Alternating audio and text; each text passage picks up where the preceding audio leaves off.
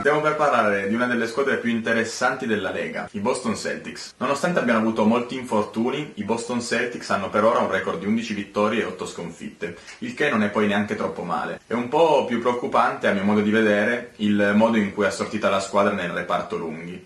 Ci sono troppi lunghi di ruolo che prendono troppi pochi rimbalzi. Proprio per questo, per sopperire a questa mancanza, hanno preso al draft un giocatore come Brown al posto di Dunn, addirittura, per aggiungere qualche centimetro alla squadra, per provare a prendere qualche rimbalzo in più. Brown è una signora scelta perché gioca con buona intensità e si è inserito bene da subito, secondo me. È buono il reparto guardie, invece, come ho già detto, nel reparto lunghi sono molto affollati perché ci sono 6 giocatori di rotazione e almeno 2 sono mediocri, che non giocano troppo bene con l'Horford, secondo me sempre, che sono appunto Olynyk e Zeller, che si potrebbero magari cedere. Horford non ha bisogno di presentazioni se gioca in questa maniera, soprattutto se è sano, come adesso.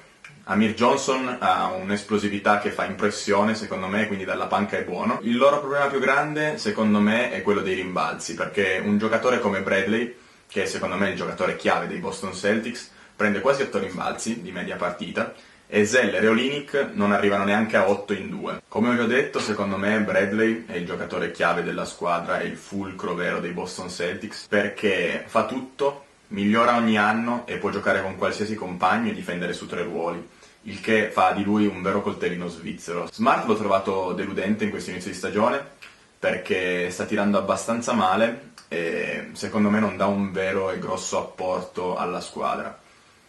Isaiah Thomas non si discute.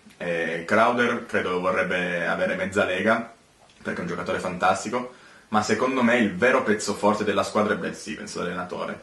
È uno degli allenatori più capaci che ci siano in questo momento, soprattutto sull'aspetto difensivo. Attacco sono tra le migliori squadre per assist rating. Manca alle volte un po' di fantasia che dia un po' di brio all'attacco. Per questo motivo, secondo me, bisognerebbe aggiungere alla squadra un giocatore di talento per fare il vero e proprio salto di qualità. Non sono ancora pronti a vincere, però giocheranno i playoff, hanno la possibilità di farli bene. Ogni anno stanno dimostrando di poter migliorare, perché è un gruppo coeso che può lavorare bene assieme e quindi può migliorare. Devono puntare a qualcosa di più, come ho detto, in sintesi devono cambiare qualcosa nel reparto lunghi, dove bisogna affiancare qualcuno di talento ad Al Horford. La situazione è buona perché, appunto, come ho detto, i playoff li giocheranno e hanno la possibilità di farli bene, hanno la scelta dei Nets, hanno tanti giovani con una stagione davanti in cui possono migliorare moltissimo, hanno giocatori che fanno gola ad altre squadre, quindi potrebbero essere utilizzate in alcune trade per